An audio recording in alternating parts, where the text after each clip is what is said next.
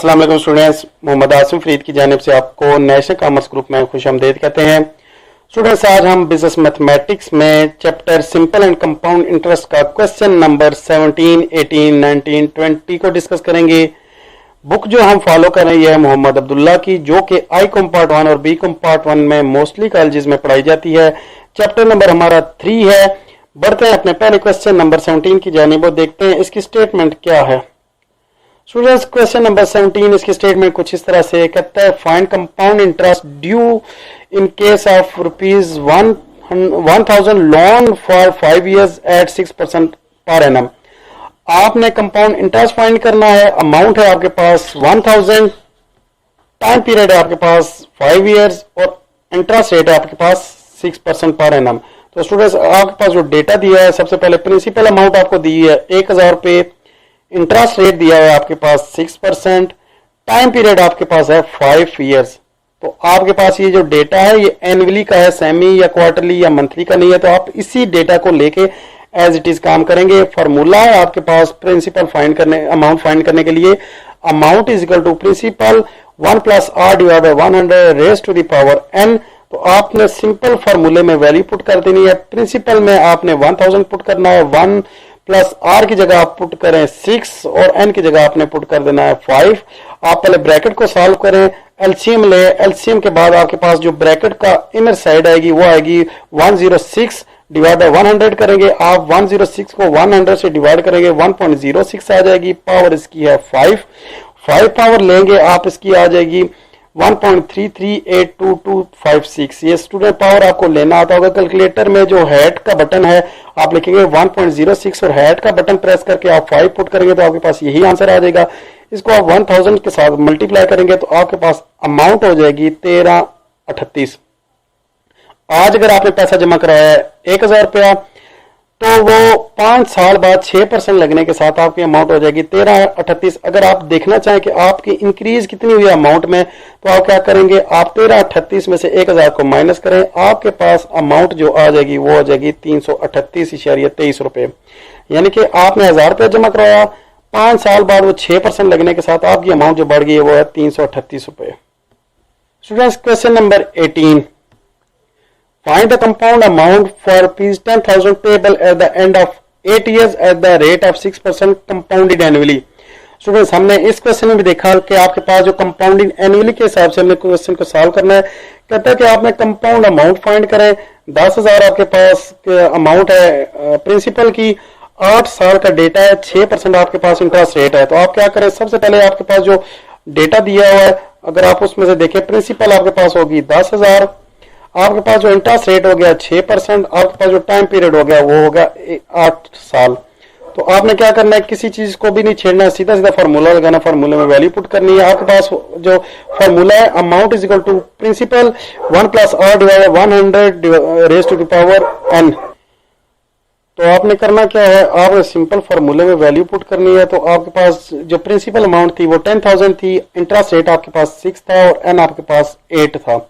आप पहले ब्रैकेट को सॉल्व करेंगे तो आपके पास ब्रैकेट में आ जाएगा 106 डिवाइड बाय 100, पावर है 8। आप 106 को 100 से डिवाइड करेंगे, 1.06 पावर है इसकी 8। आप 8 पावर लेंगे, 1.06 कैलकुलेटर में लिखें और उसमें हैड का बटन होगा, हैड प्रेस करें और साथ में 8 लिखें। आपके पास अमाउंट आ जाएगी 1.193848। इसको आप 10,000 के साथ मल्टीप्लाई करेंगे तो आपके पास अमाउंट जो आ जाएगी 15,938 रुपये। यानी कि अगर आज आप पैसा जमा कराते हैं 10,000, तो वो 8 साल बाद 6% लगने के साथ हो जाएगी 15,938। अगर आप इसमें से स्टूडेंट्स, अगर आप इसमें से देखना चाहें कि आपके पास अमाउंट कितनी ज्यादा इंक्रीज हुई है, तो आप वो भी आप देख सकते हैं। अगर आप 15,938 को आप 10,000 में माइनस करें तो आपके पास अमाउंट आ जाएगी 5,938 रुपए। तो स्टूडेंट, ये था हमारा क्वेश्चन नंबर 18। नेक्स्ट क्वेश्चन है हमारा क्वेश्चन नंबर 19।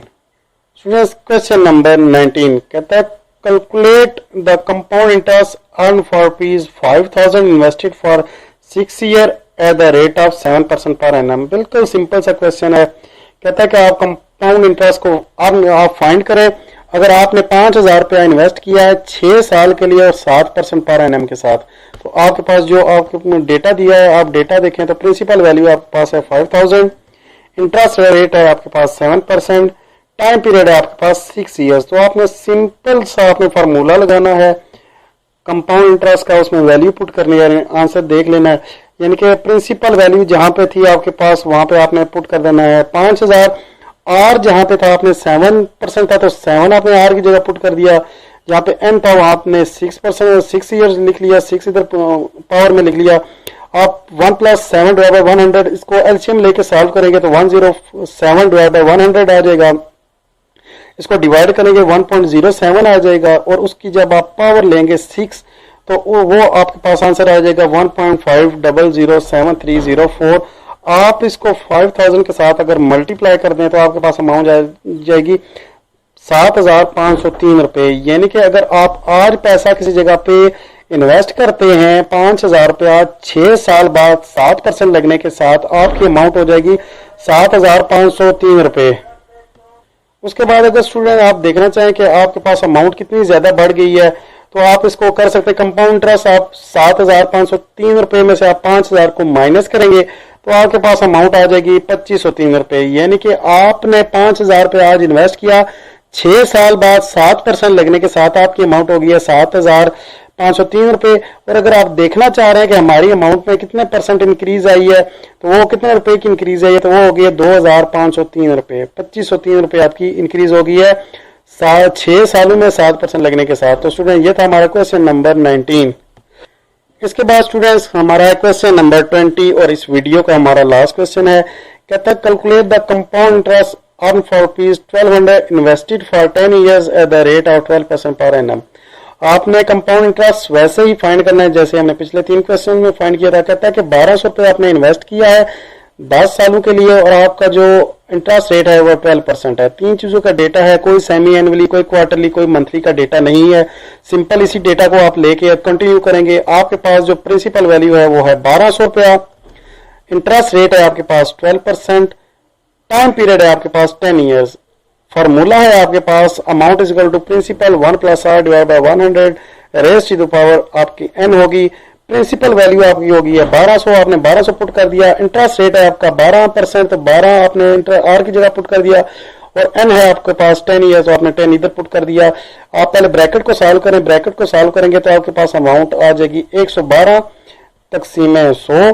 तो आप क्या करें, आप पहले ब्रैकेट को डिवाइड कर दें, 112 को 100 से डिवाइड करेंगे तो आपके पास 1.12 आ जाएगा, उसकी पावर 10। तो आप कैलकुलेटर से करें, लिखेंगे आप कैलकुलेटर में 1.12 और उसके साथ आपके हैड का बटन पे होगा, हैड प्रेस करके आप 10 प्रेस करेंगे तो आपके पास जो ब्रैकेट की वैल्यू आ जाएगी उसको सॉल्व किया तो आपके पास अमाउंट आ गई 3.1058।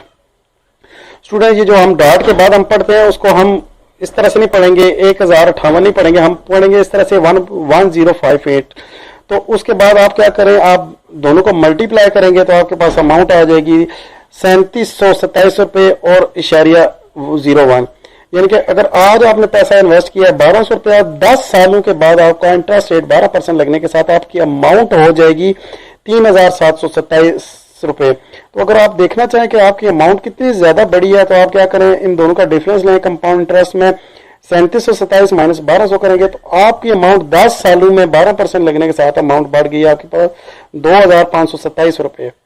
यानी कि अगर आज आपने बैंक में पैसा जमा करवाया 1200 रुपया, 10 साल आपने वेट किया है, हर साल बैंक ऑफर कर रहा है 12%, तो आपकी 10 साल बाद जो अमाउंट थी 1200 रुपये जमा करवाई थी वो आप जाके देखेंगे तो हो जाएगी 3727 रुपये। तो आप उस टाइम पे सोचेंगे कि मैंने उस टाइम पे कितनी अमाउंट जमा करवाई थी 10 साल पहले, तो आपको पता चलेगा 1200 रुपया जमा करवाई थी और आज हो गया 3727 रुपये। आप इन दोनों का डिफरेंस देखेंगे तो आपको पता चलेगा कि मेरी अमाउंट जो बड़ी है वो हुई बड़ी है 2527 रुपये। तो स्टूडेंट्स ये था हमारा क्वेश्चन नंबर 20। उम्मीद करता हूं आपको हमारी ये बातें समझ आई होंगी, बहुत ही इंपॉर्टेंट क्वेश्चंस हैं। अगर आपको फिर भी कोई मसला परेशानी हुई तो आप लाजमी हमें कमेंट करके बताइएगा, इंशाल्लाह हम आपको अच्छे तरीके से गाइड करने की पूरी कोशिश करेंगे। एक और बात, अगर आपके पास ये सेमी एनुअली या क्वार्टरली हो तो आपने पहले डेटा को एडजस्ट करना है, उसके बाद क्वेश्चन को सॉल्व करना है।